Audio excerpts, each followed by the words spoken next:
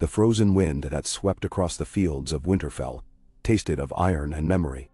White flakes whirled through the dusk, clinging to mail and leather, coating sharpened steel with a dusting that looked almost gentle until it was wiped aside to reveal the killing edge beneath.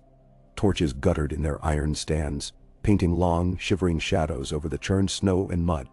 Beyond those wavering halos lay the encircling darkness, an expanse of cold earth about to be hallowed by blood. Jon Snow, though that name already felt like a half-remembered cloak, something he had worn in another life, stood near the crest of a small rise just south of the broken tree line, his gloved hands clasped behind his back. The Stark banner snapped above him, direwolf snarling silver against field of cream. Each flap of cloth in the wind beat like a slow drum against his ribs. Small folk and soldiers alike watched him from the ranks. Karstarks and Hornwoods, Mormonts and wildlings who had traveled south, their own wolves embroidered in gray or painted on battered shields, their eyes ringed by fatigue yet bright with something fiercer than fatigue could dull, hope or desperation, or simply a last strand of loyalty to the memory of a lord who once rode beside them beneath a different sky. They looked to him, Ned Stark's bastard, as if he were a lantern in a blizzard they did not know how to cross. He kept his shoulders square. He remembered Maester Aemon's frail voice drifting over the rookery of Castle Black. Kill the boy and let the man be born. That had felt like transformation enough. Now he understood it had merely been a prelude. He sensed Sansa before he heard her boots crunching through the frost. She stopped at his side, wrapped in dyed black wool trimmed with white fox fur, hair the warm hue of a glowing hearth, eyes the color of dawn through thin clouds. Her breath plumed in the air. Neither spoke for a moment. They simply watched Ramsay Bolton's banners fluttering across the opposite field. Flayed men on pink cloth, a mockery of life. Fires burned along the Bolton encampment, 100 orange eyes staring back. Between those camps and the Stark line stretched a valley strewn with shapes. Crude timber crosses, dead horses half buried in snow, discarded helms whose owners would never wear them again. Crows hopped silently in the fading light, waiting. Cold, Sansa said at last. He almost smiled. Winterfell, he answered softly. Her gaze flicked up at the cracked battlements that had once guarded their childhoods. Snow obscured the arrow slits. The towers looked like chalk stumps. Only memory painted them in warm stone and laughter. I dreamt of coming home, she whispered. But not like this. Jon shifted, feeling Ghost's absence like a phantom ache. The direwolf hunted somewhere in the woods beyond, white fur ghosting among the pines. He would return when summoned by scent of battle. Of that Jon was certain. Yet tonight, his solitude felt colder. Solitude sharpened secrets. Across the rise, Ser Davos Seaworth conferred in low tones with Tormund Giantsbane, the Onion Knight's weathered brow furrowing at every gesture toward the encamped enemy, the wildling chieftain's red beard bristling each time a counselor urged caution. Behind them, Lyanna Mormont sat astride a shaggy Glover courser, her small figure plated in stitched mail, green eyes alight. She looked born for chaos, that child. Jon pulled his cloak tighter. Words beat at the backs of his teeth, restless, demanding daylight. But daylight carried a price he had long feared to pay. The collapse of names, the unraveling of oaths built on one false thread. Another voice rose in memory, soft as snowfall on a crypt. Promise me, Ned. Jon swallowed. Ned Stark had kept that promise at the cost of his own honor. To break it now, was that betrayal or fulfillment? He glanced at Sansa again. She met his gaze as if she felt the weight pressing on his tongue, though she could not know its shape. What? She asked. Nothing, he said, the lie flitting out too quickly, too smooth. The south wind stung his eyes. He told himself it was only the cold that watered them. Beyond the lines, Bolton scouts harried by the trees like jackals, circling a waiting feast. Soon rams would batter the gates of morning with crimson horns. Dawn would come crimson too. Night settled like black silk, and was pierced by the hiss of pitch-soaked arrows, launched over the snowbound flats. Practice rounds meant to keep tension strung taut in hardened shoulders. Roving outriders returned with rumors. The Umbers drilled 10 deep in the center, spears bristling. The Karstark deserters flanked them. Horses restless, Ramsay himself remained cloistered behind his men, but his dogs, those creatures he starved and tortured, roamed the periphery. Their howls drifted on the wind, dragging invisible claws down spines. In a canvas pavilion stitched from mended furs, Jon, Sansa, Davos, Tormund, and Melisandre gathered by a low brazier of glowing coals. The Red Woman's eyes gleamed like rubies. She spoke seldom, though her gaze lingered on Jon's face as if reading scripture hidden beneath his skin. "We hit hard with the center," Tormund rumbled, stabbing at a crude map carved into the frost on a wooden board. "Boltons expect banners and trumpets, instead they get claws. Wildlings first, Mormonts after, tear them wide." Davos tapped the board with 2 fingers. "Boltons outnumber us almost 2 to 1. If they surround, we're dead. We need flankers to keep their cavalry occupied. If we can force them into a funnel." Jon listened, but felt his mind half adrift, each sound muffled as though he sat underwater. Plans mattered, yet another plan pulled at him with equal force, one that lay not on boards or parchment, but inside him. He shifted, aware of Melisandre's burning stare. "8 to wall," she murmured. "You rose from ashes of daggers and treachery. The Lord of Light returned you for a purpose." Her voice remained low, so low only he and Sansa heard. "Do you feel it tonight? The pull of the flames?" "No." Jon's hand strayed to his chest, to the ridged scars left by swords of men he once called brothers. "I feel." "Wait," he said. It was neither a lie nor truth. It was both. Sansa laid a palm on his sleeve. "You should rest. Tomorrow." "I'm not tired." The words snapped sharper than intended. Remorse flooded him. He caught her gaze, softened. "I'm sorry." "We all carry ghosts," Davos said quietly. "Best shoulder them or they'll hobble you before the battle begins." Jon nodded. Yet the ghost he bore tonight was alive, beating in his veins. Fire and blood. Across the tent flap, Lyanna Mormont's voice carried, scolding some trembling recruit twice her size.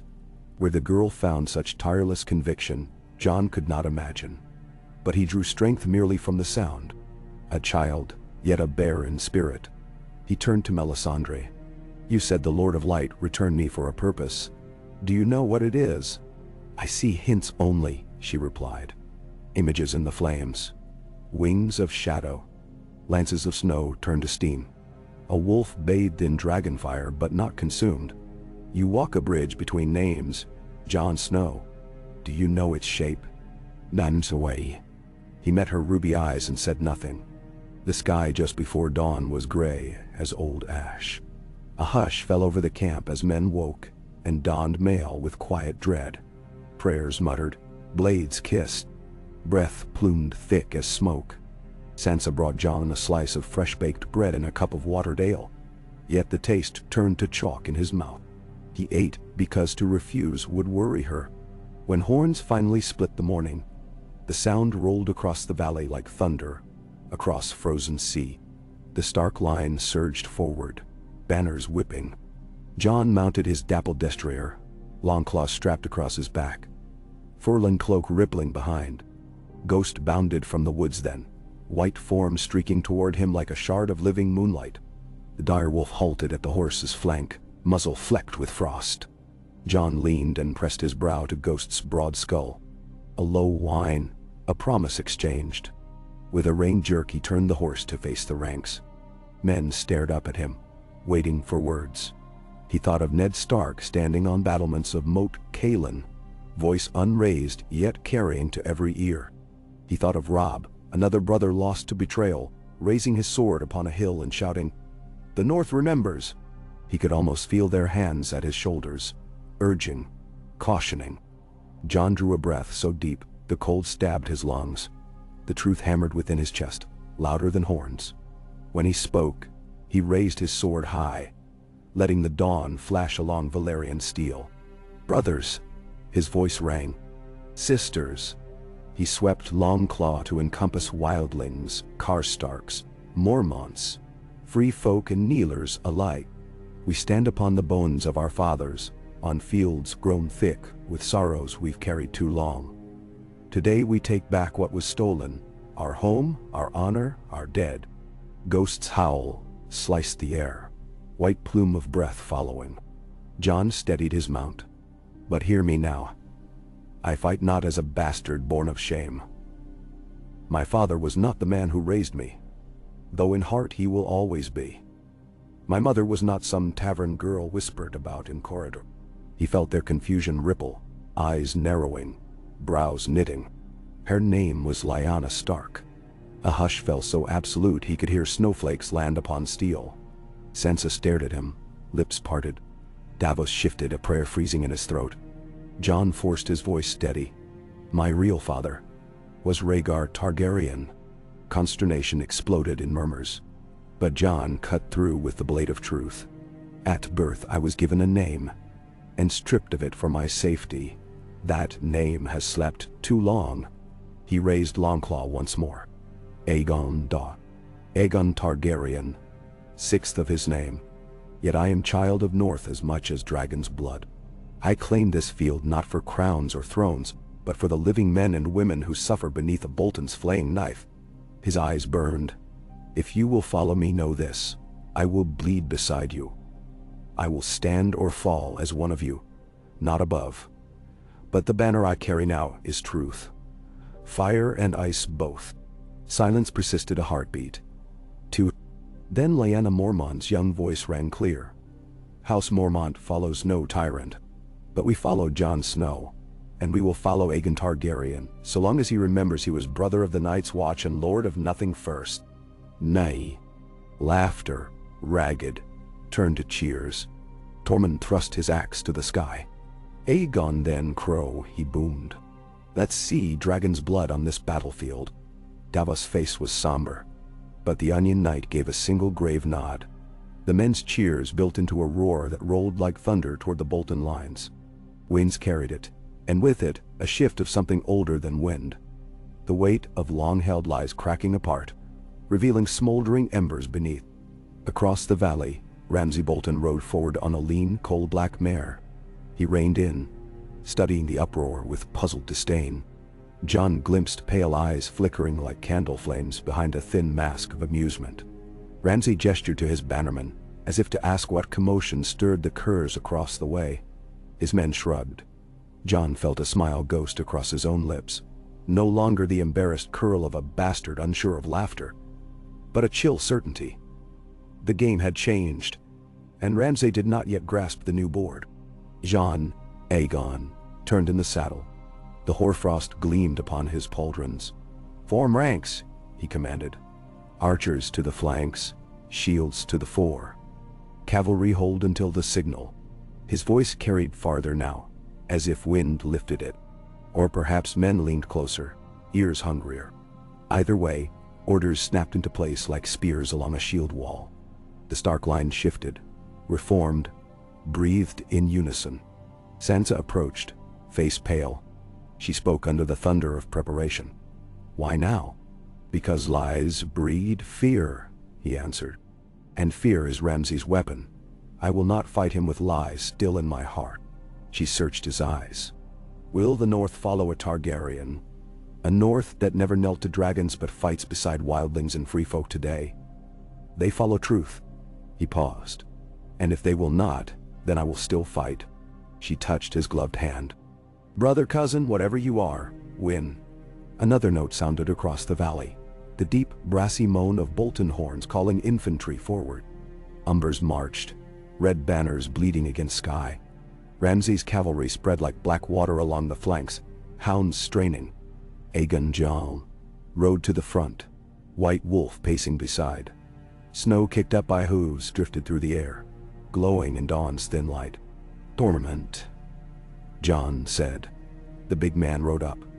A dragon with a crow's cloak. Thought I'd seen all. Break their left when you see my charge. Davos will signal archers. Keep the shield wall tight. No heroics. Tormund grinned, orange beard crusted with frost. Heroics are all I know. Then keep them alive. A horn blasted among the Stark ranks. High, clear, defiant. Banners snapped. Jon nudged his horse and trotted forward, Ghost gliding at heel. Snow fell harder now, a flurry of pale embers swirling. He drew Longclaw, leaned forward, felt leather reins creak in mailed fist. Words whispered inside his skull. "You are the song of ice and fire." Bolton crossbowmen, set arrows blazing and loosed. Fiery streaks arced overhead, splashing among the snow with hiss of water on iron. A man screamed. Another thudded to ground. Arrow jutting from eye. Yet the line held. Jon raised his sword, the wolf-head pommel shining. "Advance!" The center surged. Shield edges locked, footsteps drummed. Shouts broke ragged air. Behind him, Davos archers knocked, releasing black-feathered bolts that sang toward the enemy in ragged volleys. Bolton's shield shuddered under impact. Jon guided his horse at a walk, then trot, heart hammering in perfect rhythm with the pounding hooves. Snowflakes streaked past like ash. The cries grew louder, metal on metal, the thud of bodies colliding. He felt each heartbeat, every pulse a footstep on a bridge between worlds. From bastard to prince, from winter to fire, from hiding to revelation, a guttural roar rose ahead. The front lines smashed together. Spears broke. Swords rang. Ramsay's men pushed forward with brutal momentum, their disciplined files grinding like a tidal wave of iron. Jon's wilding vanguard met them with shrieks, axes biting, shield rims punching. Jon spurred to gallop. Ghost bolted beside him, a pale comet streaking under the clash. He plunged into the fray, Longclaw sweeping. A Karstark rider lunged. Jon parried, riposted, carving a red line across the man's throat. Warm spray misted, steaming in the chill. A wildling fell on the Bolton man's corpse, screaming vengeance. The tide churned. Jon fought at center, blade an extension of thought. Each strike fueled by the burn of buried lineage now loosed. He felt no hesitation, only clarity. This was where all paths converged, where the stories of Stark and Targaryen braided into one living thread. A horn blared. Davos' signal. From the flanks, archers loosed a second wave. Arrows fletched white. They fell in lethal rain upon Bolton cavalry, forcing a pivot. Horses screamed. In that moment, Tormund rallied a wedge of giants' blood fighters, crashing into Ramsay's left. Shields splintered. Bolton's spearmen reeled. Jon saw Ramsay at last. The bastard of Bolton sat astride his mare near the rear, lips curved in that wolfish smile. Their gazes met across a maelstrom of steel. Ramsay's smile faltered, confusion seeping in. Not fear yet, but the first tremor of something rattling his vicious calm, as if he heard whispers of a name he could not swallow. Jon lifted Longclaw, pointed directly at Ramsay. Ice crystals glittered on the blade. Ramsay bared teeth, spurred his horse backward, disappearing behind shield lines. The battle knotted, tightened. Men slipped on frozen mud slick with blood. Fog rose from bodies and breath until the field seemed covered by low, heaving clouds. Through it, Jon pressed forward, each step drawing him deeper into that fog, into something unseen ahead. Time warped. A spear came. He caught it on mail, drove sword through leather harness. A flail whistled. Ghost leapt, jaws clamping around the attacker's arm, bones crunching under white teeth. Jon hacked downward, and the man fell.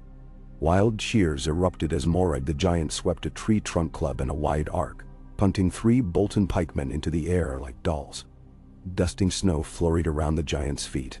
But then the sigil of House Umber advanced, curved swords dripping. They aimed to carve through the wildlings, sever them from Stark infantry. Jon veered toward them, hearts beating behind his ribs and inside his head. Every breath steamed white. A soldier closed, swinging a heavy axe. Jon parried, spark spraying. They struggled, faces inches apart. The man's eyes widened as he recognized the wolf head hilt, then flicked upward to Jon's own gaze. Something like awe crept in. Jon twisted, freed the blade, thrust. The man fell, and with him another shard of Bolton discipline cracked. But still, Jon felt the push of fatigue, the drag of chainmail damp with snow and blood clinging to limbs. His arm trembled beneath weight of Valyrian steel. Memories fluttered. Lyanna's tear-streaked face as she whispered in a tower of falling petals. Ned's steady voice telling stories by a hearth in Winterfell. Sam's hushed shock in the library at Castle Black. Bran's distant gaze on the godswood, ravens in his eyes. All converged now, fueling muscle and mind. Tormund roared for reinforcement. Jon answered, rallying Starkfoot to form new wedges. For an instant, the tide began to turn, Bolton men forced back toward their own archers. But then a fresh horn sounded behind them, Umbers unleashing cavalry reserves from woodland cover. Surging down the slope at Jon's exposed right. Ramsay's gambit. Surround. Suffocate. Davos shouted warnings. Jon wheeled his horse, already too late. Umbers thundered in. Lances leveled. Stark spears braced, but the collision shattered wood and bodies alike. Jon's mount staggered, thrown sideways by the shockwave. He leapt clear, landed hard, rolled. Pain blossomed in ribs. Air fled his lungs. He rose, coughing blood. Long claws still clutched. Around him men screamed, trampled by hooves. The encirclement's jaws snapped shut. Tormund's wedge, cut off, retreated toward the giant as arrows hammered shields above their heads. Snow thickened. Flakes clung to eyelashes, turned the world dim. Through the haze Jon saw Sansa, on the distant ridge where healers had set camp. Her figure outlined against the white, a solitary torch in hand. She raised the torch high, then swung it in a slow arc, an agreed signal for retreat to fallback line. Jon's heart ached. Retreat meant conceding ground, perhaps losing the field entirely. But lives mattered more than banners. He lifted his sword, echoed the arc. Horns repeated the call. Stark forces began withdrawing in ragged order. Yet Ramsay smelled weakness like a dog to carrion. Bolton infantry surged, fresh reserves streaming. The encirclement pressed tighter. Jon found himself within a shrinking ring of Stark loyalists and wildlings. 40 men at most. Shields locked around him.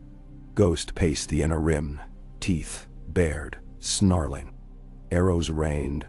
One slammed into Jon's pauldron, glanced off. Another tore a wildling's throat. Tormund stumbled, wounded. Davos dragged him upright. Lyanna Mormont's small voice called for calm as she directed shield-bearers. They formed a makeshift shell around their injured chieftain. Jon scanned the chaos, seeking any path out. He saw none. Yet inside, he felt no panic. He felt a fire, burning blue-white, steady. A thought came unbidden, words he had studied in dusty tomes stolen from the library at Castle Black. Curious genealogies he had once dismissed as songs. He murmured them now. Half for courage, half for invocation. By the old blood and the new, by winter's howl and summer's flame, by the breath of the last dragon yet unborn. A nearby Stark archer stared, eyes widening. Jon barely heard himself. Longclaw's edge trembled like a tuning fork struck by thunder. Somewhere in that blade lived Valyrian forgifier, the heat of 14 flames. Did it answer now? Ramsay pushed to the front of his ranks, smiling with feral triumph. His voice carried, "Bastard of Winterfell, did you think a new name could save you? All names bleed the same." No. Jon raised Longclaw point first toward him. Snowflakes hissed on the blade, melting in faint tendrils of steam. A hush rippled. Men felt the temperature shift, as if the sword itself radiated warmth in the numbing air. Ramsay's smile flickered. "I am no bastard," Jon said, voice calm. "I am Aegon of House Targaryen, and I'm done running from truth, done wearing shame others woe." A ripple spread through his surrounded men. Tormund's eyes blazed anew despite pain. Lyanna's chin lifted. "And still you die today," Ramsay snarled. "Perhaps," Jon replied. "But we choose how." He turned slightly, raising his voice. "Men of the North, free folk and first men alike, hear me. If this is the hour of our deaths, let them write songs of how we met it, with blades in hand and fires in hearts. No man here fights alone." He looked to Sansa's distant torch, then to Ghost, whose crimson eyes glimmered. Snow swirled thick, muffling sound. Yet in that hush, a deep rumble echoed.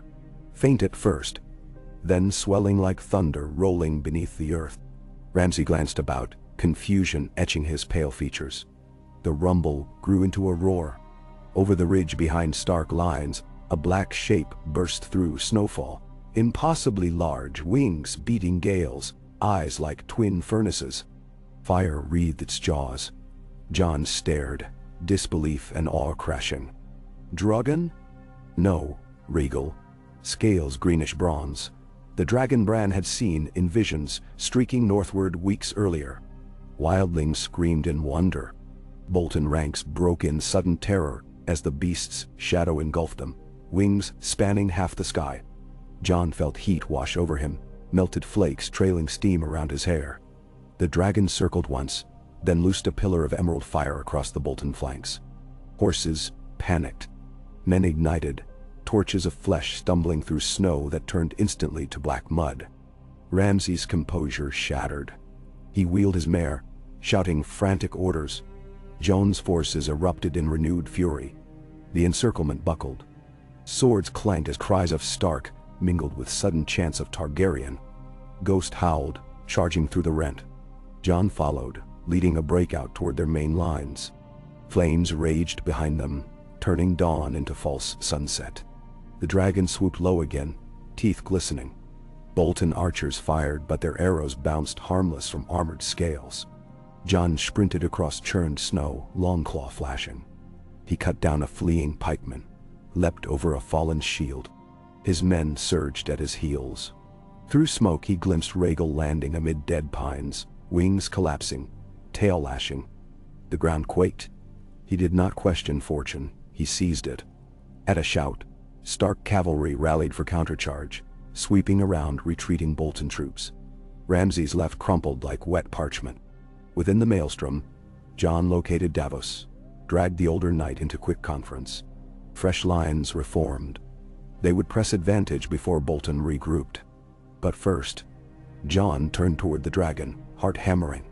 Rhaegal lowered his head, nostrils exhaling twin torrents of steam. Eyes, cat-like and ancient, fixed upon Jon. Snow melted in a ring around him, exposing dark earth rippling with heat. Jon stepped forward. Men gasped. Sansa, somewhere behind, cried his name. He felt none of it. The world narrowed to those golden eyes, to the roar of blood in his ears. He raised a gloved hand. Rhaegal's pupils widened, then narrowed to slits. The dragon's breath puffed in a warm rush that fluttered Jon's cloak. Within that breath, he smelled brimstone and a strange familiarity, as though he inhaled air from a cradle he had never seen, but somehow remembered. A nursery of stone and shadow and lullabies in Valerian. The dragon bowed its great head. Jon's hand touched scales hot as forge iron, yet skin remained unscorched. Heat flooded his veins, but it was not pain. It was recognition. Behind him, men knelt. Some from fear, others from awe. Jon swung into the saddle formed between two sinewy ridges atop Rhaegal's neck. The dragon's wings surged, air blasting. Snow and ash spiraled skyward. Jon turned Longclaw point first at Ramsay Bolton, who stared with eyes wide as winter moons. "Advance," Jon whispered. Not to men, but to the beast beneath him. Rhaegal sprang skyward, roaring. Flame belched, illuminating the field. Bolton lines began to break fully, discipline dissolving into panic. And thus the first hour of winter's reckoning rewrote itself in living fire. The battle was far from won. Ramsay's reserves still numbered thousands. Winterfell's high walls still bristled with archers. The dog cages still waited, iron teeth open. Yet something fundamental had shifted. Hope had become wildfire, and fear flowed in the opposite direction. The day would be long, brutal, perhaps fatal. But for the first time since snow began to fall, Ramsay Bolton understood the cold bite of uncertainty. On Aegon, circled once above the battlefield, Rhaegal's shadow sweeping across churned earth. War cries rose from below, fusing with the wing beats. Longclaw glimmered in his fist, catching the pale sun. Beneath him, Men lifted faces, mouths open. Some shouted his name, others simply wept. He felt the wind burn his cheeks, tears freezing. Beneath leather and mail, his heart thundered not with fear but with clarity. He was of the north and of dragon's blood, of winter and flame. And for the first time those halves beat in unison. He would see this fight through, no matter its cost, because he saw now what Ned Stark had known. Truth, though dangerous, was a sword as potent as any forged by man.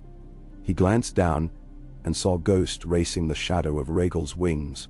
White fur streaked crimson. At the head of a wedge of wildlings, Tormund lifted a broken spear as banner and roared. At the rear, Davos shepherded fresh ranks into flanking formation. Sansa stood by the healers, directing runners with measured calm, torch extinguished but eyes aflame. Jon inhaled the air of the world from above. Snow tasted different here, sharper, free of the coppery tang of blood that clung to fields below. Clouds lay ahead, and beyond them he sensed a destiny vast as open sky. But the ground still called. Wars were not won in clouds. They were ground in mud and sorrow. He leaned forward, guiding Rhaegal back into a swoop over the Bolton line. Men scattered like leaves in gale.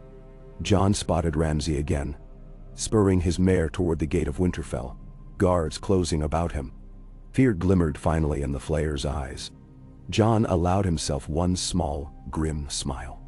"It ends," he whispered to the wind. And with a tilt of wings, the dragon dived, plunging into the storm of men and steel below. Word count, approximately 5,070. Ka. The dragon's descent ripped open the air like the tearing of silk. Wind shrieked around Jon's ears as Rhaegal folded his wings, streamlining into a feral spear of green bronze scale and shadow. The ground hurtled closer. Bolton's spears rose like brittle stalks of wheat. Jon braced his knees against ridges of muscle, clamped one hand about a knotted spike along the beast's neck, and felt the thunder of a heartbeat vast as mountains pounding beneath his thighs. The smell of furnace heat and churned snow mixed, half melting the world into a haze of steam. Bolton pikemen tried to reform, axes waving in frantic signals, but panic moved slower than dragonfire. Rhaegal expelled a guttural roar that rattled helmets before a gush of emerald flame cascaded across the shield wall. Iron glowed, then sagged. Leather bladders burst. Men became silhouettes amid hungry light. Jon glimpsed faces twisted in terror, but there was no room for mercy. Not here, not while Ghost trailed crimson paw prints across the snow, and Sansa directed wounded children into tents. Still diving, Rhaegal swept along the flank, claws shearing through two mounted outriders. Horse and rider spun apart like toys, flung in different arcs, snow exploding beneath. Jon's cloak snapped, edges smoldering where heat licked them. He leaned forward, guiding the dragon with pressure rather than reins. He sighted Ramsay again, now dismounted, fleeing across the inner Bailey Road toward Winterfell's open gate, a pair of guards hustling at his heels. Jon felt a surge of grim satisfaction but reined back the impulse to pursue directly. A dragon inside Winterfell could reduce stone and allies alike to rubble. He needed the castle intact, and needed Ramsay alive long enough to surrender, for prisoners to be traded. For Rickon. The thought lodged sharp. Rickon Shoal. Jon pulled Rhaegal into a climbing curve, ascending above arrows that hissed past. Wind buffeted his face, but he welcomed the sting, proof he was still alive, still thinking. Ramsay would fall soon, yet war's ghosts lingered in smaller moments. A boy's fate, a sister's courage, a giant's roar echoing across battlements. He banked the dragon eastward, scanning the melee. Near a collapsed banner pole, Morag the giant staggered beneath a net of hooked chains. Half a dozen Bolton men swarmed him, driving spears into his calves, lashing ropes about his knees. The giant howled, blood darkening snow to black slush. Across the way, Tormund limped forward, red beard stiff with frozen gore, trying to hack through chain links with a notched sword. Jon shifted his grip. "Hold," he murmured, though Rhaegal could no more understand words than the wind understood prayer. Yet the dragon sensed intent. With a beat of wings he veered, banking low over the struggling knot of attackers. Heat shimmered off his jaws. A short burst of flame engulfed the chains, melting iron into glowing threads that dripped like candle wax. Morag roared in shock as bonds fell away. He seized a struggling soldier in each massive fist and slammed them together like stones. Tormund raised his weapon in salute. Jon answered with a nod, then urged Rhaegal upward once more. The field below had become an alchemy of elements. Patches of red-muddied ice, scorch-blackened earth, and untouched pockets of pristine snow where neither army had yet tread. Each breath of the dragon carved new rivers of steam. Each roar scattered men like frightened birds. But even a dragon could not fight every battle alone. Jon needed cohesion on the ground, needed to exploit the fear that now pulsed through Bolton ranks. He leaned forward, speaking into the roar of wind as if Rhaegal were a first brother on the wall. One more pass. Whether command or plea, it carried weight. Rhaegal tilted into a shallow dive, skimming above the heads of Stark archers who cheered and raised broken shields in triumph. Below, Davos rallied a fresh shield line, shepherding remaining cavalry into a staggered wedge aimed at Ramsay's rear reserve. Lyanna Mormont, her stout courser splattered with soot, rode down a whimpering spearman who tried to flee. Little bear indeed, Jon thought, though no cub possessed eyes so fierce. The dragon's next gout of flame tore a rift through the enemy's right, sending umbers screaming toward the riverbanks. Wildlings flooded in behind, cutting stragglers down. Yet Jon glimpsed unsettling pockets, clusters of Bolton crossbowmen kneeling behind mantlets, drawing bead on Rhaegal's massive form. These were hardened killers, unmoved by spectacle. If they loosed a salvo into the dragon's exposed belly, fire might not save beast or rider. He tensed. At that moment, another horn brayed. Not Bolton, but deep, booming, echoing from the North Road. Jon pivoted, scanning through drifting smoke. Dark shapes moved beyond tree line, ranks of riders in ragged order beneath a direwolf banner black as midnight. A second banner flew beside it, an eagle clutching a torch. Snow parted around charging hoofbeats. Stark riders? No, ain't he? Jon felt a pulse of recognition. The Knights of the Vale. Sansa had written those letters, he realized. She had begged Littlefinger for aid despite her dislike. And here, through swirling snow and ash, galloped the knights of House Arryn, steel shining, lances proud. At their fore rode Petyr Baelish himself, mocking smile half hidden in a winter scarf. Beside him, armored in moon and falcon steel, sat young Lord Robin Arryn, face pale but determined, flanked by stern Sir Vardis' replacement. The Vale swept wide into a flanking maneuver, their charge timed with uncanny precision to smash Bolton cavalry, just as they tried to regroup. The field shifted again. Bolton discipline strained to break in. In pockets around the castle gate, Ramsay's men tossed weapons aside, surrendering. Yet Ramsay himself darted through the chaos, face streaked with soot, heading for Winterfell's inner keep, like a weasel diving into holes. Jon guided Rhaegal down near the collapsing northern shield wall, dismounting in a flurry of snow and sparks. The dragon crouched, wings half-mantled, lava heat spiraling from nostrils, but remained where he landed, muscles rippling with readiness. Jon patted the hot scales once, a silent promise of return, and strode into the fray, long claw drawn. Lyanna Mormont intercepted him, dismounting with a wince, her leg bleeding from a shallow cut. The bastards hiding behind his walls, she shouted over din of clashing steel. Then we breach them, Jon answered. Her eyes flicked to the dragon. Or fly over. Not yet. He scanned. We take the courtyard first, open gates for the Vale. Bolton archers atop the ramparts still have a clear line on the field. I want roast my own men. Lyanna grinned, fierce despite pain. As you say, Your Grace. She tried the title on her tongue, perhaps testing its feel. Jon offered a grim half-smile and motioned her toward Davos, forming ranks. She limped off, barking orders twice her size. Jon advanced toward Winterfell's gate. The drawbridge stood lowered, but a hastily erected barricade of overturned wagons and spiked beams blocked entry. Bolton bowmen perched atop.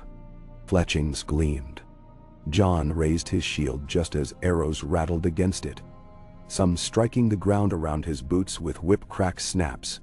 Behind him, Tormund and Morag charged, smashing aside the wagon barrier with raw might. Wildling axes bit wood, carving gaps. Stark infantry poured through, ghosting beneath with low shields. The courtyard erupted in brutal skirmish. Cornered Bolton men fighting with desperation. Some still loyal, others too afraid to yield. Jon plunged into that maelstrom, Longclaw drinking crimson. Through each heartbeat he sought Ramsay, glimpsed him slipping up a stairwell toward the battlements. Jon gave chase, boots hammering stone steps slick with sleet. He burst onto the rampart walkway, snow swirling like flour over a butcher's table. Ramsay stood at the far end, still clutching that deceptively delicate recurve bow he favored. An arrow knocked and waiting. Yellow torchlight flickered from sconce to sconce, casting mad shadows along the crenellations. The flayed man banner cracked just overhead. Ramsay drew shaft to cheek, expression almost serene. Jon slowed, raising Longclaw in guard. Snowflakes sifted between them. "Did you like my game?" Ramsay's voice was soft, breath misting. "Ghosts and giants and dragons. Oh my." Jon kept advancing. "It's over." Ramsay's grin split wider. "You know, Bast, your grace, rather. There's something pure in violence when all the trappings are stripped away. No lineage, no names. Just predator and prey." He loosed. The arrow whistled. Jon angled Longclaw, steel sang, shaft splintered. Before Ramsay could knock again, Jon lunged. They collided, Jon's mailed shoulder driving into Ramsay's chest. The bow clattered across stones. Ramsay drew a dagger, slashed quick, leaving a shallow line along Jon's cheek. Pain flared, warm against cold air. Jon answered with a pommel strike to the temple. Ramsay staggered, laughing through blood. Below, the roar of battle muffled. On the rampart, there was only the crunch of snow under boots, the rasp of breath, the pulse of shared hatred. Ramsay feinted low, dagger darting for Yoan's abdomen. Jon twisted, blade meeting blade. The dagger snapped at the hilt. Valyrian steel severed ordinary iron like twig. Ramsay stared, surprise flicking across eyes already dancing with mania. Jon grabbed his tunic, drove a knee into ribs. Ramsay coughed, eyes watering. Yet the Bolton bastard wriggled free, turned, sprinted along the parapet toward a wooden stair descending into the kennels. Jon followed, boots slipping. The wind howled across rooftops. Through a narrow door, they spilled into a warren of dim corridors, torches guttering low, the stink of straw and dog droppings thick. Ramsay skidded to halt in front of a heavy, grated gate. Beyond, his hounds paced restlessly, muzzles crimson from earlier feedings, eyes reflecting torchlight. Ramsay fumbled with a key at his belt, twisting it into the lock with trembling hands. Jon slowed, Longclaw's tip grazing floor. "You'll set them on me. They're half-starved. Won't know friend from master." Ramsay's smile re-emerged, brittle but shining. "They know exactly who feeds them." The lock clicked. The gate creaked open. Hounds growled. Jon watched Ramsay step back, arms spread, inviting them with confident ease. For a moment nothing happened. Then the largest dog, a brindled bitch named Scorn, slunk forward, nose snuffling at air. Her hackles bristled. She sniffed Ramsay's gauntlet, then turned away, gaze fixing on Jon. Ramsay's grin faltered. "Attack," he whispered. The dog whined, retreated a pace. Another hound advanced, lips curling, but not toward Jon. Jon saw recognition dawn in Ramsay's eyes. The scent of blood on his own clothes, sweat sour with fear.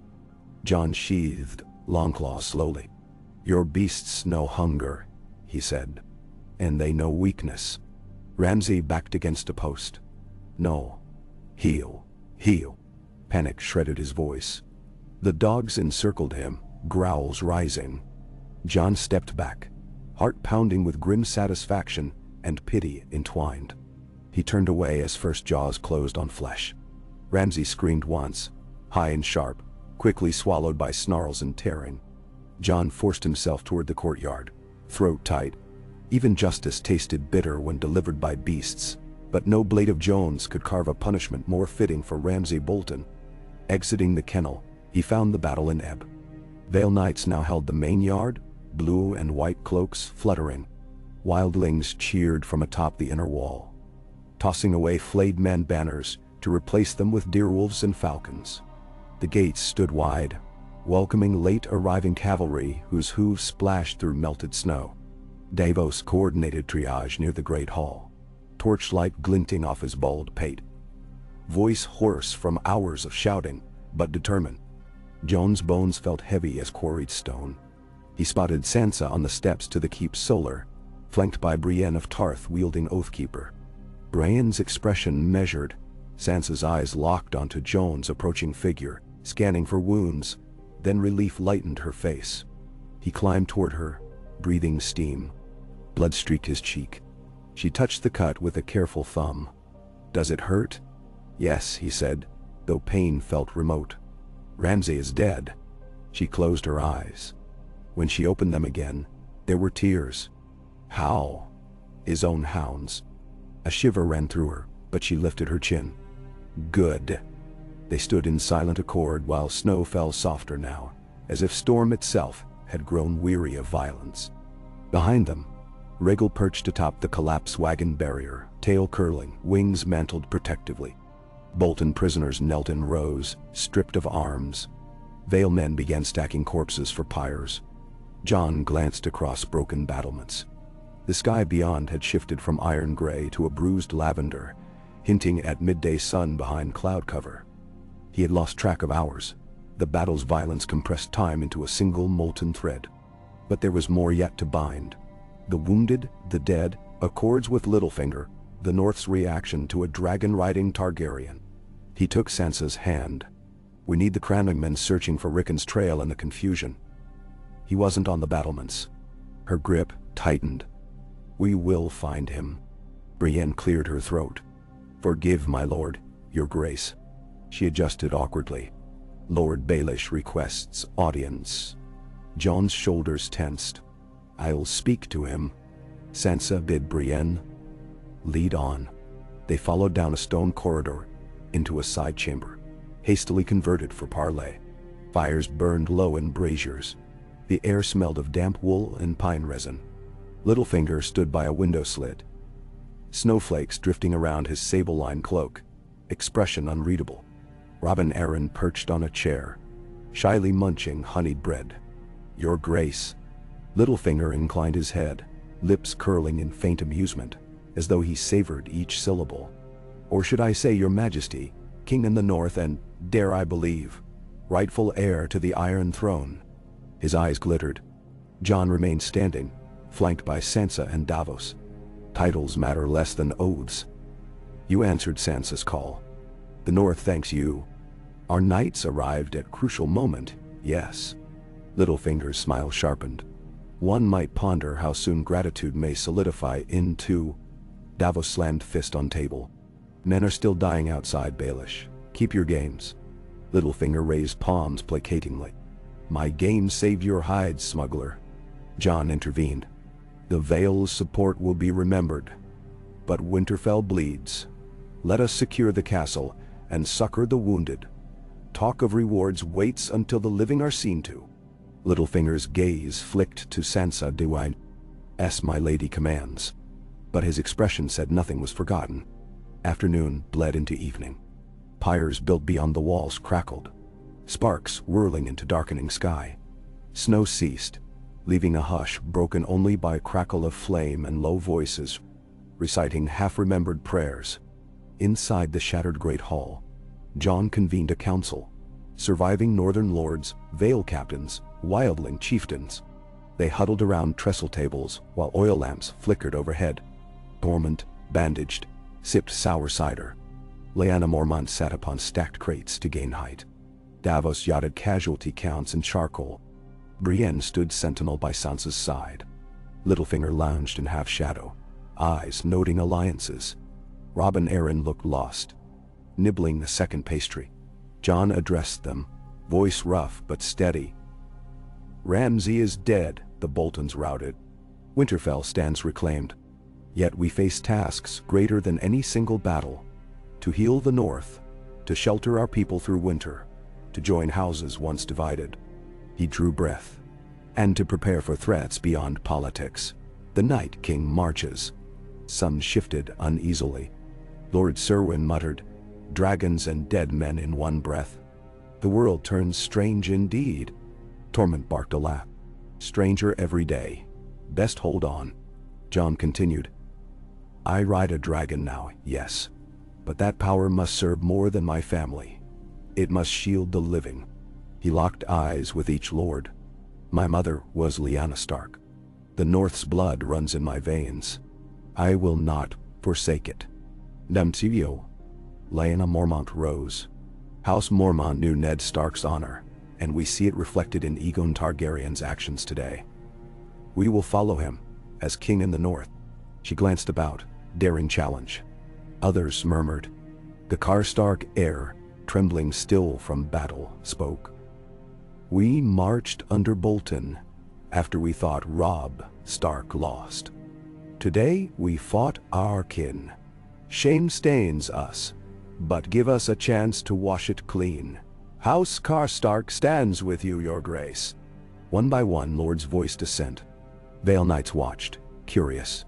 Littlefinger's ungiven smile flickered again. Jon felt weight settle on his shoulders. All the heavier because he had not asked for crowns, only truth. Then let us see Winterfell mended. Tonight we feast for the fallen, tomorrow we plan. And when winter's deepest night arrives, we will face it together, Stark and Targaryen, wolf and dragon. The words hung in air like oathstone, unchosen yet binding. The feast that night was grim but necessary. Bowls of thin venison stew, hard bread dipped in rendered drippings, a single cask of summer wine tapped and passed sparingly. Minstrels dead in the violence, left only the crackling hearth as music. Yet laughter stirred, though quiet. Astonished relief more than revelry. Men boasted of a dragon's fire melting Bolton cruelty. Women whispered of a white wolf beside green bronze wings. Children crept from hiding, eyes wide at new tales that would seed legends. Candles guttered, casting long shadows across resurrected banners. Jon sat between Sansa and Davos, eating little, observing much Daidati. Littlefinger floated table to table, sowing smiles as a farmer sows grain, but Jon's thoughts stayed on greater fields. He pictured the wall, its glacial face shimmering under auroras, the shadow of undead ranks stretching south. He pictured Bran, wherever his brother roamed beyond mortal sight, wurging through centuries. He pictured Sam buried in dusty scrolls, whispering answers yet unsent. Every victory opened new chasms to cross. After midnight, he slipped from hall to the Godswood. Snow lay undisturbed under the weirwood's red leaves, the heart tree's face weeping sap-blood tears that glinted under moon. Ghost padded silently at his heel. Jon knelt, gloves brushing ice-nipped grass. He whispered, "Thanks for the day's survival. For lives saved, for sins atoned." He asked the old gods, and the new, and any that listened, for strength to bear the crown others now thrust upon him. Behind, footsteps crunched. He rose as Sansa approached, cloak wrapped tight.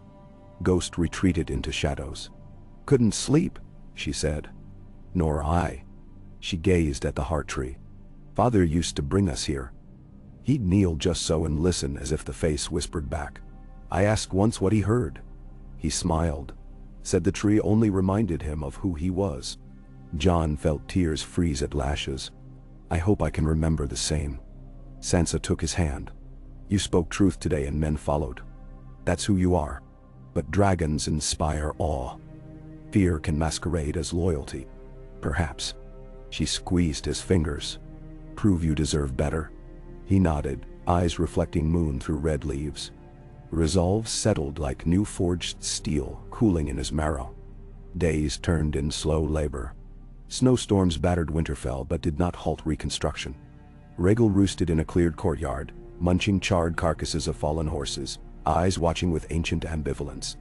Jon practiced with him daily, learning precise pressures to guide wing beats, how to whistle commands, that resonated through hollow bones. Each flight soared above pine forests silvered with hoarfrost, giving him vantage of his homeland vast and wounded. Twice he flew south beyond White Knife, scouting burned villages where Bolton foragers once prowled. Refugees emerged, stunned into hope at sight of a dragon bearing stark direwolf along its rider's cloak. Littlefinger pressed his suits, marriages of alliance, oaths to secure the Vale. But Jon deferred decisions until Maester Wolkan could tally provisions, until ravens returned from White Harbor and Bear Island. The North's grain resources were stretched thin. Winter clawed early and bitter. Vale grain wagons alleviated some need, but each wagon invited new strings attached. Jon dined with lords nightly, forging trust. He spoke little of king's crowns, more of cellars and levy rotations. When talk drifted to Iron Throne, he redirected. Let the South quarrel over chairs of swords. The dead march. Damn. Yet he could not ignore whispers. Southron ravens spoke of Queen Cersei's tightening grip, of Daenerys Targaryen's forces massing in Dorne with her other dragons. Rumor placed her fleet already nearing Storm's End. 2 Targaryens, 2 claims. Jon wondered how fire might meet fire, and whether ice would swallow both while they sparred. One dawn, Bran arrived at Winterfell's gate astride a sledge drawn by shaggy elk. Mira Reed guided reins, eyes hollow with exhaustion. Jon met them as icy sun painted pale glow over ramparts. He clasped Bran's frail hands, but his brother's gaze looked through him, pupils vast. "I saw you," Bran murmured. "On wings. You shone." Jon swallowed. "Can you walk?" "In dreams." Bran's smile ghosted. "I came because you need truths only ravens know." They carried him inside. That night, in candlelit chambers, Bran spoke of nightly visions. Armies of whites encircling Last Hearth, the Night King hurling spears of black ice that felled giants, of Daenerys dragons crossing narrow sea, of an island of obsidian beneath shattered towers, Dragonstone. He spoke of prophecies half forgotten, prince that was promised, born of smoke and salt, wielding a burning sword to greet the darkness. He spoke of Jon's birth in Tower of Joy, of Ned's tears, of blood and roses mingled on stone. Jon listened, heart alternately light and heavy. When Bran finished, silence pooled thick. "So," Jon asked softly, "am I that prince?" Bran's eyes flickered with swirling constellations. Prophecies twist as rivers do. They carry vessels to sea, but drown swimmers who cling too tight. Be both, brother. Vessel and swimmer. Not answer, yet something akin to guidance. A fortnight after the battle, Maester Wolkan delivered ravens from White Harbor confirming arrival of Daenerys Targaryen's emissary at Dragonstone. She sought Northern alliance against Cersei and the dead. Word of Jon's own dragon and claim had reached her. She requested parley before winter snows made roads impassable. Davos argued they must go. Dragons united. Littlefinger whispered poison. That bending knee to Southern Queen risked Northern crowns. Sansa urged caution but acknowledged potential power. Bran, drifting in and out of distant realms, said only, "The wheel turns. Best choose spokes before it crushes all." Then Sebats. Jon contemplated days under pale sky, watching Rhaegal exhale white plumes amid falling snow. He felt tug of destiny again, the bridge between names lengthening southward. Yet Winterfell's walls still hummed with repairs. Half-ruined towers stark against gray horizon. The people needed grain, need warmth, need reassurance he would not abandon them for southern dreams. That evening, he knelt in crypt before Ned's statue. The candlelight flickered across carved stone, animating the father's stern features. Jon murmured the turmoil swirling inside. Loyalty to North, duty to living, curiosity about kin across sea, fear of crowns, love for family. He begged guidance. Silence answered, but already within felt clarity coalescing. Seek knowledge, not power. Alliances based on respect, not fear. Speak truth as sword. He rose, deciding. In council at dawn, he declared, I will ride south to meet Daenerys Targaryen, not as supplicant nor conqueror, but envoy of the north. I will ask for dragon fire against the dead." He looked each lord in eye. "While I ride, Sansa will rule as regent. Bran will advise." Murmurs rippled. Some lords balked, others nodded. Sansa accepted with calm. Littlefinger's smile twitched, but he bowed. Davos volunteered to accompany Jon. Tormund insisted on traveling to warn wildlings along coast. Plans spun out. Grain shipments from Gulltown, patrols beyond Last Hearth. Smiths forging dragonglass arrowheads. Jon spent nights preparing Winterfell for his absence, writing letters to Lyanna Mormont and Lord Wyman Manderley, rallying them. He flew Rhaegal over villages to be seen, to remind they were protected. Children chased the dragon's shadow, laughing. Laughter in winter sounded like bells. On eve of departure, he stood atop Broken Tower, staring north. Ghost pressed flank to his leg. Moonlight frosted battlements, and beyond the woods glimmered distant torch points, marking outposts, newly garrisoned. The wall invisible beyond northern hills still stood sentinel, but for how long? Sansa joined him, hair braided against wind. "Father used to watch from here," she said. He, said Winterfell, belonged to all who sheltered inside, not just Starks. She smiled faintly. "Aegon Targaryen seems to believe the same." He chuckled. "Name still feels borrowed. Wear it anyway. It suits your shoulders." He touched the carved direwolf at parapet. "Keep our people safe." "I will." She hesitated. "And keep your dragon alive." They embraced, warmth enough to thaw the night. When they parted, Jon gazed south, where faint auroras shimmered. He imagined distant seas lit by stars, islands crowned by volcanoes older than kingdoms, and a queen who claimed dragons as children. The road ahead wound through snow, politics, prophecy. Yet he felt ready. He had revealed truth and survived its echo. He had won a battle on wings. He would face whatever storm came next, wielding the only sword he fully trusted. The quiet, immovable conviction that though ice could freeze blood and fire could burn flesh, honor could still hold a heart together.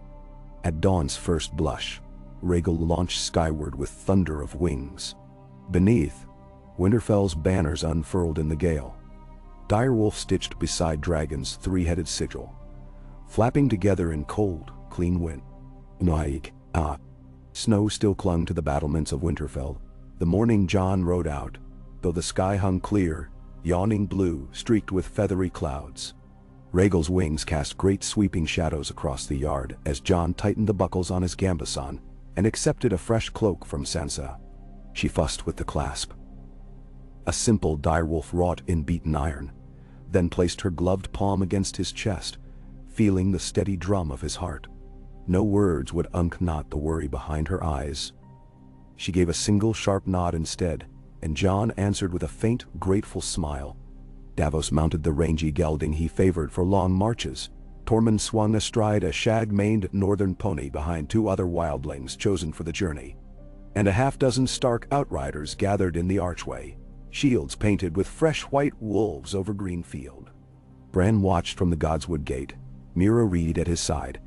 He raised one thin hand in benediction, and snow rustled from the red leaves, almost as though the tree returned the salute. A hush settled as Rhaegal crouched to lower his ridged neck. Jon gripped a leather tether knotted about the base of one neck spine, and pulled himself into the soft hollow behind it. Heat rose through layers of wool and mail until sweat pricked his scalp. He inhaled, tasting coppery warmth wreathed with a faint briny scent carried on westerly winds out of the neck. Ghost padded to the fore of the column, gray-pink tongue lolling.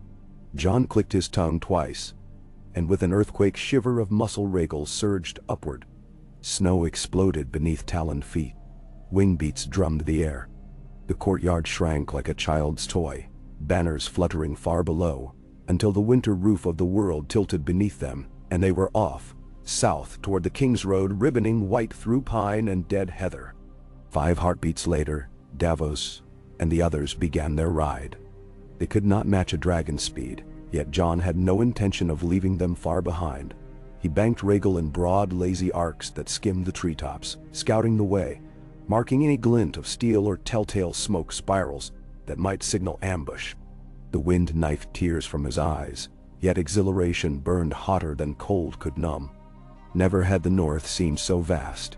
Frozen lakes shining like shards of broken mirrors, wolf packs slicing between black spruces, the white knife flashing under distant sun like a silver serpent. He followed the river's glitter east until its bends guided him back over the mounted party, then slowed his descent, wings thrumming in a steady hover as he gestured the direction. Davos raised an arm in acknowledgement. They traveled so for 3 days. A rhythm of flight and ride. Flight and ride. At dusk Jon would direct Rhaegal to a rocky hillock, near which the ground forces made camp, the dragon's watchful green-gold eyes keeping predators, man or beast, at bay. Sparks from the communal fire skated up to dance against a ceiling of stars. Tormund spun yarns of great bears he'd wrestled north of the wall. Of a goat twice his size he claimed to have bested barehanded.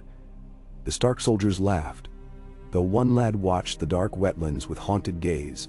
Whispering head glimpsed blue lights in the reeds. Each night, Davos scratched tallies into a strip of rawhide. Distance to Moat Cailin, number of dried rations left. The handful of northern villages still smoldering from Bolton depredations. Jon listened, mind turning on choir cogs. Bran's visions of the Night King encircling last hearth. Sansa's measured composure as regent. Littlefinger's unreadable half-smile. The crackle of fire sometimes morphed in his ear to the phantom hiss of icy spears plunging into flesh. Sleep came fitful, but when it did he often dreamt of soaring through woozy green light, Rhaegal roiling heat beneath him, and something huge and white moving far below like an island of creeping frost. On the 4th morning they reached Moat Cailin, its mossy ruin jutting from mist-shrouded bogs like broken teeth. Stench of swamp rot curled in the air, mingled with the faint acrid tang of fresh oil. Finger-thin shafts of smoke trickled from behind the collapsed western tower. Jon signaled, "Hold." He eased Rhaegal down upon a rise thick with brittle reeds and slid to ground, boots sinking into mud. Ghost stayed at his hip. Moments later Davos and Tormund dismounted beside him. Figures emerged from shadowed archways, half-starved men clad in piecemeal armor. Leather jerkin tops cut short above bare calves caked with mire. Their banner was a rag of gray cloth, nailed to a splintered pike, daubed with a crude iron-born kraken. Behind them, a skeletal trebuchet leaned askew, useless save as perch for carrion crows. One man, sallow but standing straight, called out, "We pay the iron price. Passage taxed, or we take it." Nendesanen. Davos stepped forward, hand on the hilt of his short sword. "Tax? Aye, we've coin." He flicked his wrist. A small leather purse flew, not toward the brigands, but high above them. Eyes tracked it. In the same instant Rhaegal's roar split the air. The dragon had crept closer, tail twitching, jaws yawning wide. Fire blossomed overhead, catching the purse mid-air where Davos' little flourish had sliced its leather seams. Copper stars rained molten among the men. Their bravado cracked, screens thinned to whimpers. They fled through knee-deep water, abandoning weapons that hissed as flame died in muck. Jon watched, silent. The scent of singed hair drifted on swamp breezes. He felt no triumph. These were not enemies, merely wolves too hungry to remember better selves. Yet time bled quickly. He gestured the column onward. They picked paths through moss-licked stones, moved without further hindrance. By midday, they gained the causeway road, flanked by standing stones carved with faded runes. Lank grass brushed stirrup irons. Tormund sang hoarse verses of the giant's last stand, dum-da-dum, until Davos begged mercy for their ears. Laughter lifted spirits. Ahead the land sloped dry, and by dusk roofs of White Harbor peeked through haze. Ranks of pale towers clustering around the mouth of the White Knife like gulls jostling for roost. Lord Wyman Manderley awaited them at the city gate. His girth had not lessened, his doublet still strained over a belly that could hide a small keg of arbor gold. But his eyes gleamed keenly, and his men were sharp in newly painted helms, seahorse crests glossed with fresh green enamel. He bowed deep, perhaps from genuine respect, though Jon suspected he also savored the spectacle of a dragon preening on the breakwater behind them, wings half unfurled against sunset. "Your Grace," Wyman boomed, voice rolling like harbor surf. "White Harbor is yours and its ships." Jon thanked him with due gravity, then asked for harbor charts, a fast black galley rigged for speed, and barrels of oats to satisfy Rhaegal during the crossing. Wyman clapped his meaty hands. Orders rippled down quay lines faster than gulls could cry. That night they feasted on honey-basted river trout, sprinkled with lemon rare in winter. Jon forced down a few forkfuls, wary of gorging before rough seas. Davos drank sparingly. Tormund drained 2 tankards, pronounced the harbor ale southern piss, and ordered a gallon more to test. Amid the raucous, Wyman leaned close to Jon. "The Iron Bank has sniffed out rumors of Stannis' death. Cersei owes them a mountain of gold. They come courting for new creditors, perhaps a Dragon King?" Jon snorted. "I'm not a bank." Yet the sea burrowed. War brewed on all fronts, and coin commanded sellswords. Rhaegal flew at dawn across a sea so calm it reflected sunrise like molten copper. Jon rode the galley deck instead, sensing Davos' nerves would ease if the dragon soared high overhead, rather than baking the mast rigging with one errant breath. Wind curled through his cloak, carrying the tang of salt. Gull cries and snap of canvas formed a rhythm that lulled his mind into daydream. He pictured a fortress shaped like a great claw rising from foam, Dragonstone, his father's birthplace. He pictured Daenerys Stormborn pacing black glass halls, her silver gold hair shimmering in torchlight. Did she know yet of a nephew she'd never met? Would she greet him with suspicion or longing? 2 days they spent at sea. On the second night, a bank of clouds swallowed the moon, and waves began to slap hull planking with dissonant thuds. Davos' grizzled face turned a shade paler. Jon steadied him when the ship lurched, though he himself felt the decks roll as gentle rocking compared to soaring belly down on Rhaegal's back. Lightning flickered in distant cloud towers, yet storm spared them. At dawn the sky mellowed, revealing Dragonstone. Black cliffs crowned by an ancient keep whose towers coiled like talons, every parapet carved in the likeness of twisting worms. Jon's heart hammered, not from fear exactly, but from the weight of memory he had never lived, an ancestral pull older than his own consciousness. They anchored in the Crescent Bay under wary eyes of Unsullied lining the lower wall. Rhaegal circled once, shrieked challenge to the resident dragons perched atop stone drum, but no answering roar came. Only curious swivels of golden eyes, incandescent sparks snorting harmlessly skyward. When Jon disembarked, gray sands crushed under his boots. Missandei of Nii descended stone steps with a retinue of spearmen, offered courteous words, and guided them through a tunnel of vaulted ribs, shaped from volcanic stone. Torchlight painted liquid shadows as they wound upward. Jon allowed his senses to catalog the air. Sulfur, salt, old fires banked but never extinguished. Tormund muttered, "Smells like a giant's backside." Jon hissed him quiet. Soon they emerged into a cavernous throne room whose floor was chevroned black and red. At the far end, seated on a massive chair sculpted to resemble fused swords and scales, waited Daenerys Targaryen. Silver hair cascaded over shoulders wrapped in dark riding leather. 2 slender dragons perched coiled behind her. Drogon, obsidian hide, rippling with suppressed menace, and Viserion, cream pale and drowsing. Their gaze tracked Jon's approach the way a cat tracks a mouse. Languid, yet savage. Ser Jorah Mormont stood to Daenerys' left, weathered knight's hand resting on pommel. Tyrion Lannister lounged to her right, eyes bright as brass before a forge. Jon's footsteps echoed. He stopped an appropriate distance, close enough to speak without raising his voice, far enough that Unsullied could interpose should swords flash. The silence thickened, the air inside layered perfumes of expectation and trepidation. Finally Daenerys spoke, voice as smooth as river stones yet edged with iron. "You bring a dragon to my doorstep, claim my blood and request parley. Parley is granted. Speak, Aegon Targaryen." "Done." The name rippled through Jon like a stone striking still water. He inclined his head, not a bow of vassalage, but acknowledgement. "Your Grace," he began, measuring syllables carefully. "I come bearing truth and warning. The truth, I am son of your brother Rhaegar and Lyanna Stark, hidden for safety, raised in the north. The warning, the army of the dead marches. Without united banners, none shall see spring's thaw." Tyrion tapped a finger on his chin. "And what do you ask in return for unity? Dragonglass for weapons.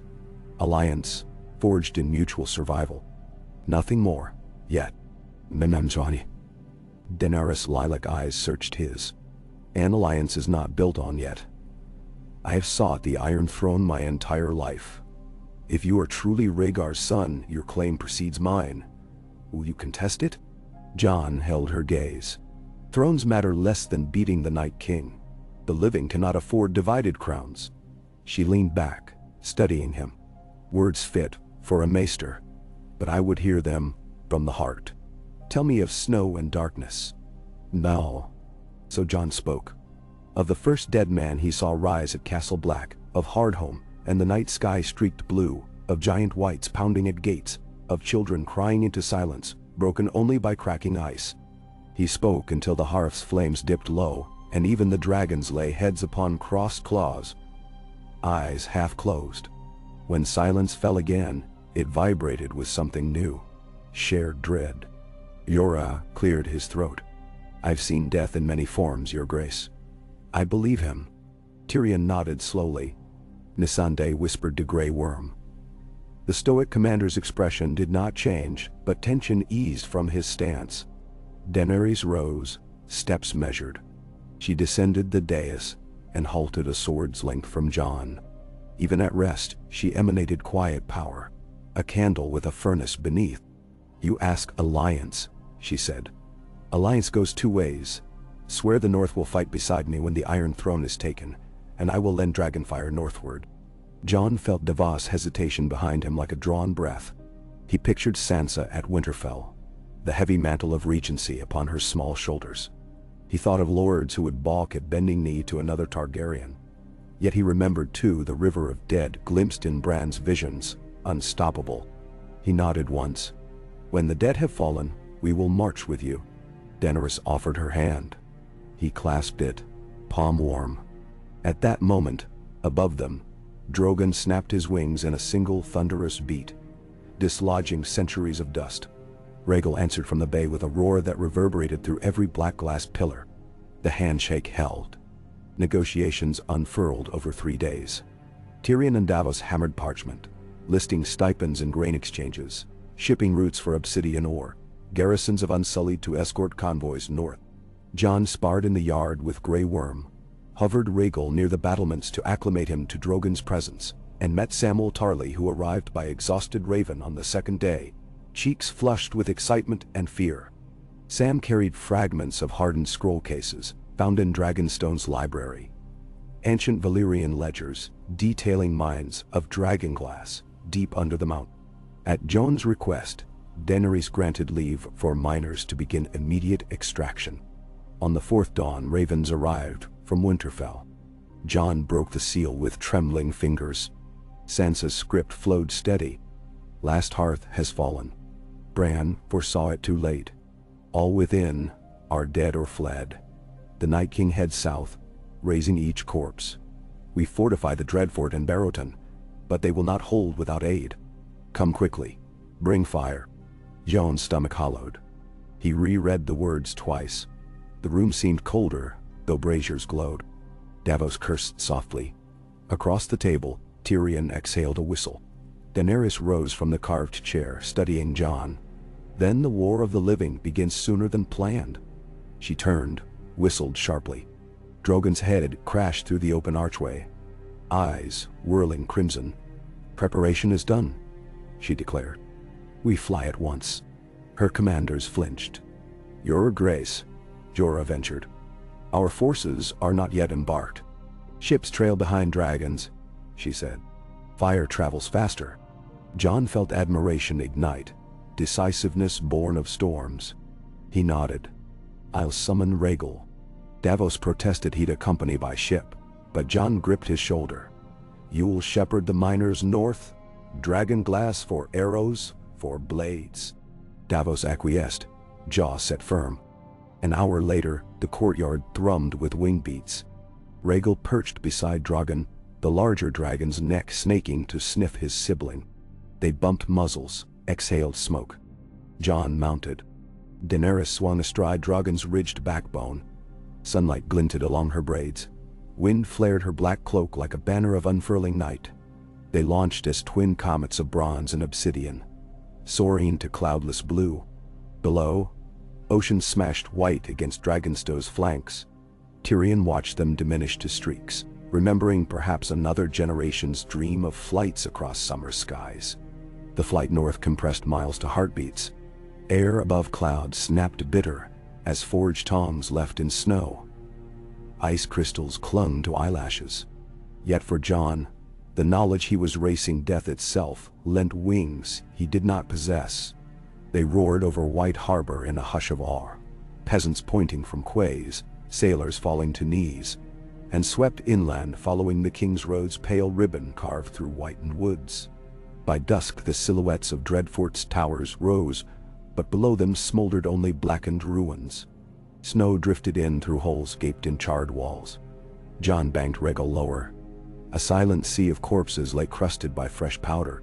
At their center, pale blue flames flickered in the sockets of figures now standing, turning jaws upward toward the dragon silhouettes. The Night King stood among them, tall and still as a shard of moonlight. His crown of icicle horns glimmered faintly. He lifted one gauntlet and clenched a fist. In answer, spectral spears of ice materialized above the host, spun, and hurled toward the dragons like javelins cast by giants. Jon shouted, veering left. Two spears grazed Rhaegal's wing membrane, slicing furlong-long rents that whistled wind. The dragon screeched, struggled to maintain altitude. Jon clung, heart hammering as freezing air poured through wingholes. Each heartbeat felt like a bell tolling the distance to death. Ahead, Drogon banked right, flames blasting to intercept another volley. Half-melted icy bolts shattered to frozen rain, tinkling across the undead ranks. Daenerys wheeled, signaled to combine assault. They dipped low in tandem, their dragons' bellies nearly brushing snows. Twin streams of fire carved sinuous troughs through the undead, combusting brittle flesh, cracking armor of frozen leather. But for each wight that crumpled, 3 more stepped across the ashes, eyes glowing Arctic blue. Jon scanned for the Night King. The Ice Lord walked unhurried through flame, frost forming where his footsteps touched melted snow. An aura of numbing cold spiraled outward, quenching embers. He lifted another spear of opaque glass, poised, and Jon felt a stab of foreknowledge. Bran's whispered warning that the beast carried a weapon forged for dragons. "Climb," he screamed over wind. Rhaegal thrust upward, but wounded wing faltered. Momentum stalled. They hovered, vulnerable. The Night King released. Time bent, the spear spinning, shedding scintillating shards, arrowing for Rhaegal's chest. At the same instant, Drogon swooped across, interposing his vast body like a living shield.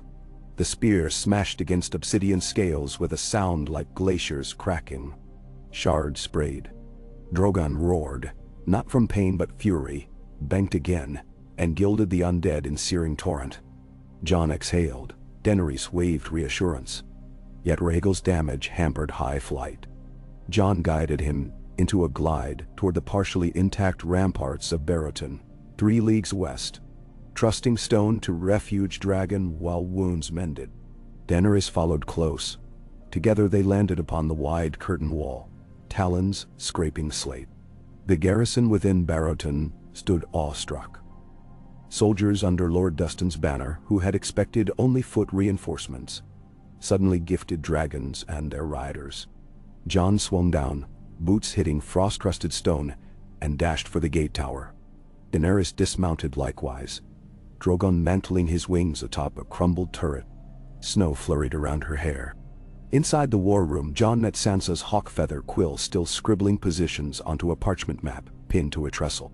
She looked up, relief spilling from her features, then firming into command. They broke the Dreadfort at dawn. My scouts say Last River's icy crust let them cross south faster than we predicted. We stand next. Joan's gaze flicked to the windows, where dusk stained western clouds purple. We hold tonight, he vowed. And tomorrow we push them back with fire and dragon glass. Late that night, by torch glow, blacksmiths of House Dustin hammered arrowheads of obsidian, mined from Dragonstone's first shipment. Davos had not yet arrived, but sand scrolls included forging techniques. The smiths leaned over them, sweating despite frigid air. Rhaegal rested in the inner bailey, wing bandaged in canvas and pitch, low rumble vibrating stone.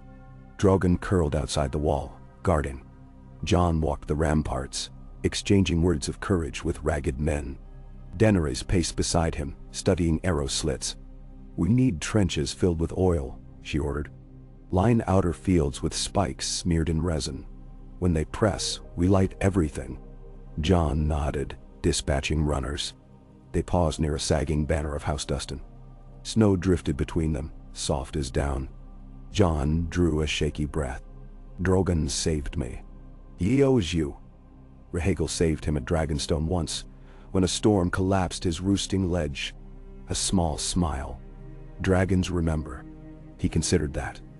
Will memory be enough against an enemy who feels no fear, no pain? "Memory and fire," she said. Yet even in her voice he caught a tremor, faint as hairline crack in glass. He reached gently, resting a hand atop hers on battlement edge.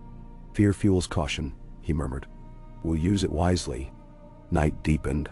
Somewhere in the bailey a horn sounded 3 notes. Returned patrol.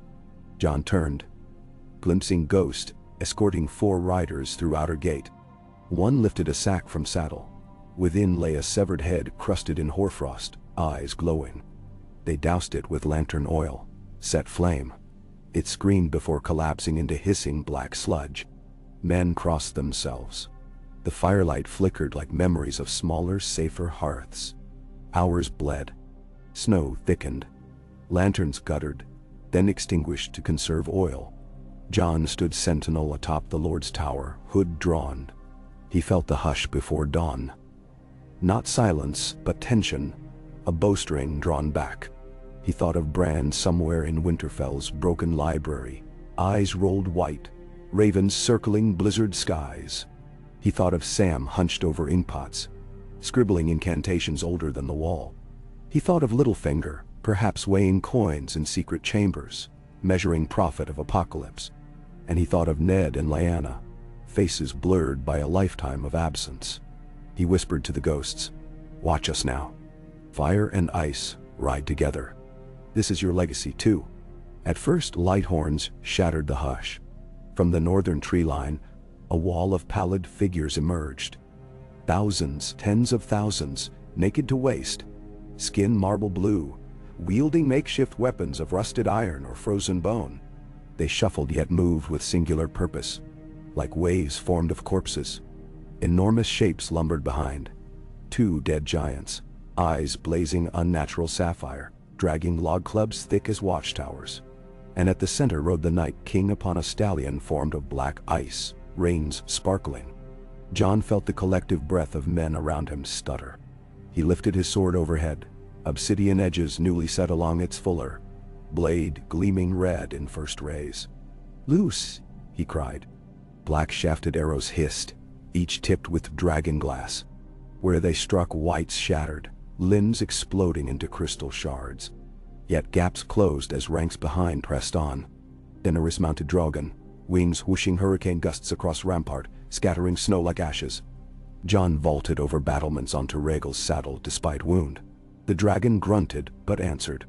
They climbed, then dove, twin jets of fire scorching the front line. Flames licked outward, fueled by trenches of oil. A ring of inferno encircled Barrowton, hissing high, creating a moat of living flame. The dead recoiled. Save the giants, who strode through burning oil, flesh blackening but shrugging off heat. One swung its club against the outer palisade, posts snapped, debris raining. Jon guided Rhaegal in tight corkscrew, directing flame at Giant's face. The creature's eyes burst like frozen grapes. It reared back, toppling onto its brethren, crushing scores.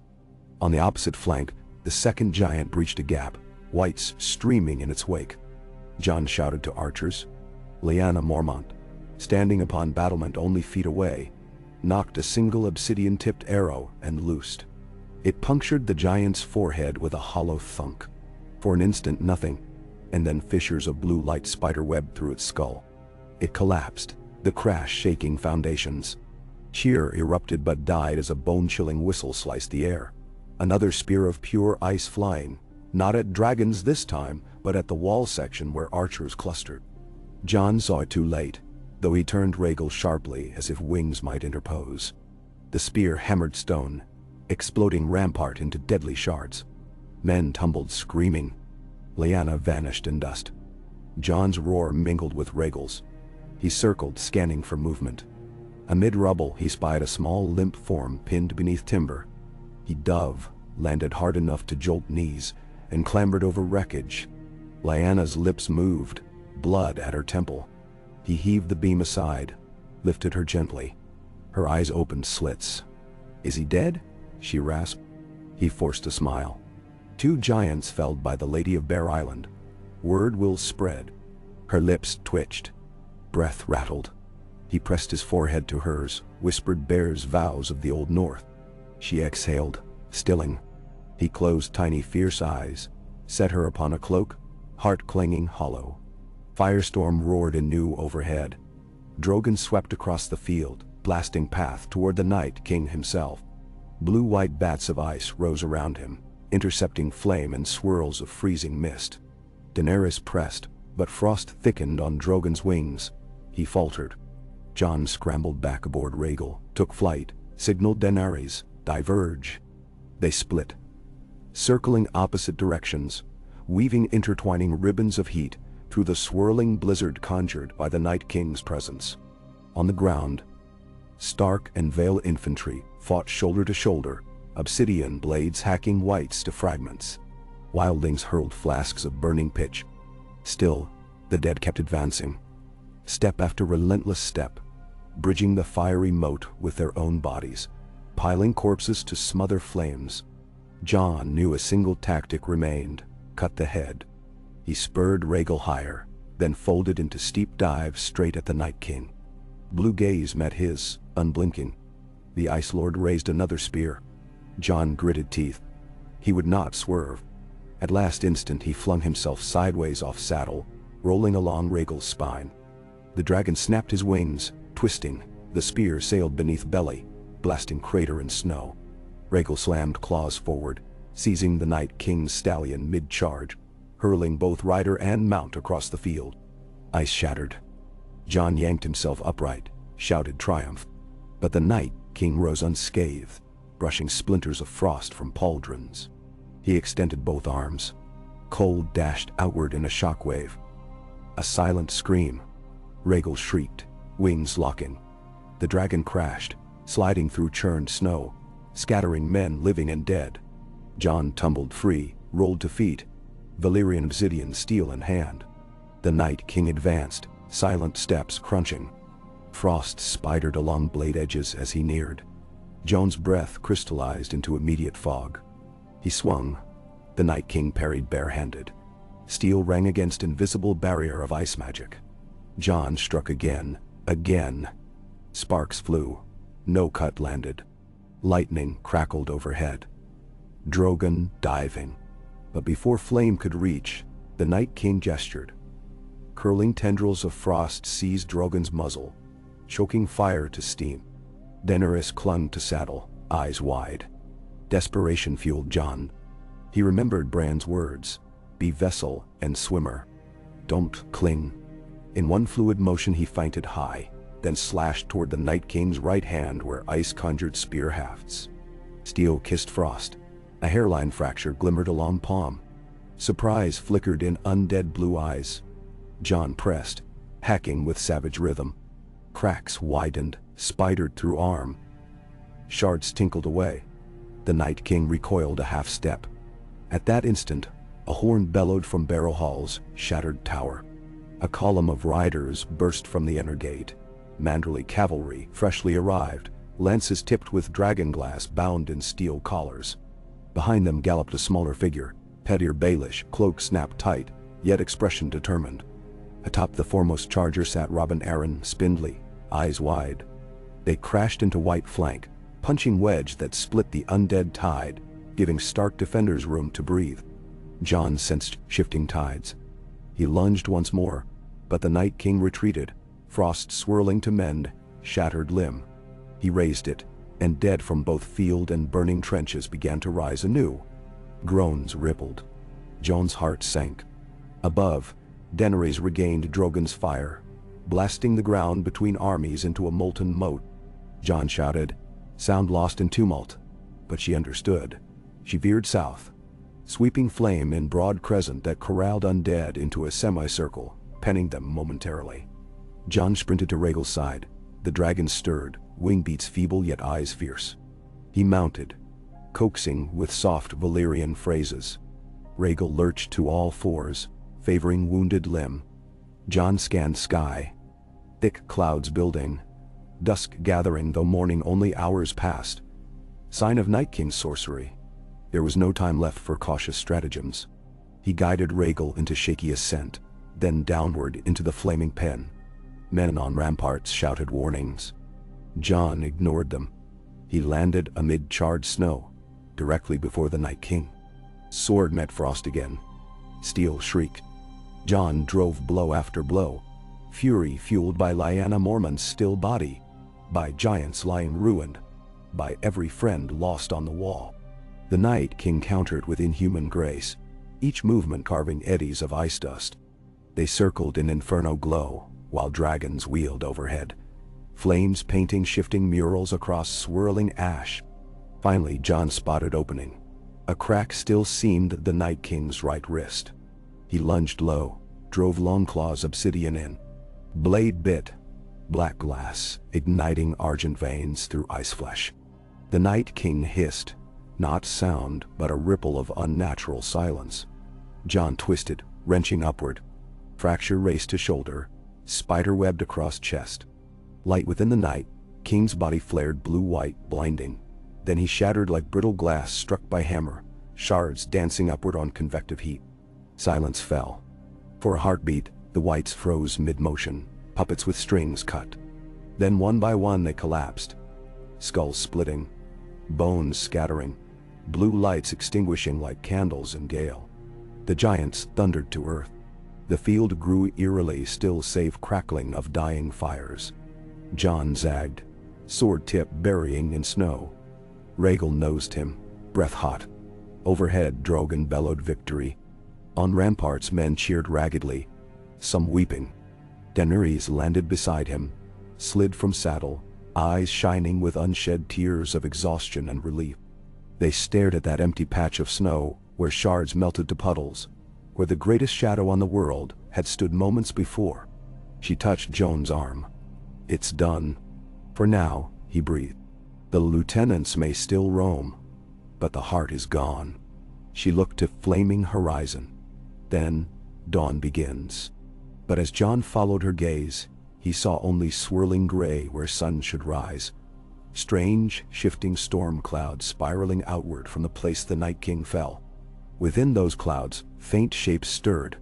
Echoes or something yet unborn, he could not tell. He felt a shiver that had nothing to do with cold. Battles end. Wars ripple outward. Still, men cheered. Dragons roared. Sansa hurried to the field, tears streaking soot. She and Jon embraced amid smoke, among bodies of dead and dead no longer. Petyr Baelish watched from a broken parapet. Smile inscrutable. Tyrion clutched a flask, shaking his head as though unable to believe he still breathed. Near Jon's boots lay a single fragment of ice, no bigger than a dagger's tip, pulsing faintly blue. He knelt, considered shattering it, but a curious instinct stayed his hand. Instead, he wrapped it in a scrap of leather and tucked it inside jerkin. A reminder, perhaps, that even broken things leave seeds. He rose, meeting Daenerys' eyes across smoldering snow. In their shared glance flickered promise and fear, triumph and burden. Fire had met ice, and for one heartbeat melted it. But snow yet fell, and the world remains cold. They would gather their dead, heal wounds, forge new laws to bind dragons and wolves. Tomorrow's road would carry them south to confront iron thrones and iron banks, to navigate politics and vengeance. But tonight, the North breathed. Alive. Jon lifted his sword, its black glass edge reflecting leaping flames.